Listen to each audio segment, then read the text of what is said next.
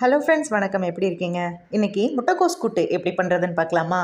சின்ன டம்ளரில் 1 டம்ளர் அளவுக்கு கடலைப்பருப்பு எடுத்து 3 மணி நேரத்துக்கு ஊற வச்சு எடுத்துக்கிட்டேன். இது கூட ஒரு பவுல் அளவுக்கு ஃபுல்லாக முட்டைக்கோஸை நல்லா கட் பண்ணி வாஷ் பண்ணி குக்கரில் சேர்த்து இதோட ஊற வச்ச பருப்பையும் சேர்த்து தேவையான அளவு தண்ணி, 1/4 டீஸ்பூன் மஞ்சள் தூள், தேவையான அளவு உப்பு சேர்த்து 3 விசில் விட்டு நல்லா எல்லாத்தையும் வேக வச்சு எடுத்துக்கிட்டேன். இந்த கூட்டுக்கு கடலைப்பருப்பு பார்த்தீங்கன்னா நல்லாவே வெந்திருக்கணும், ஆனால் முழுசாக இருக்கணும். அதுதான் கரெக்டான பக்குவம். இப்போ கூட்டுக்கு தேவையான தேங்காய் அரைச்சிக்கலாம். 3 பத்த தேங்காய், 1 டீஸ்பூன் அளவு சீரகம், உங்களோட காரத்துக்கு ஏற்ற மாதிரி பச்சை மிளகாய் சேர்த்து எல்லாத்தையும் நல்லா அரைச்சி வச்சுக்கோங்க. கடாயில் 2 டேபிள் ஸ்பூன் எண்ணெய் விட்டு கடுகுளுந்தம் பருப்பு, கருவேப்பிலை, வரமிளகா போட்டு தாளிச்சிட்டு ஒரு மீடியம் சைஸ் வெங்காயம், ஒரு மீடியம் சைஸ் தக்காளி சேர்த்து எல்லாத்தையும் நல்லா வதக்கி எடுத்துக்கோங்க. இது கூட 4-5 பல்லு பூண்டை இடித்து சேர்த்துக்கோங்க.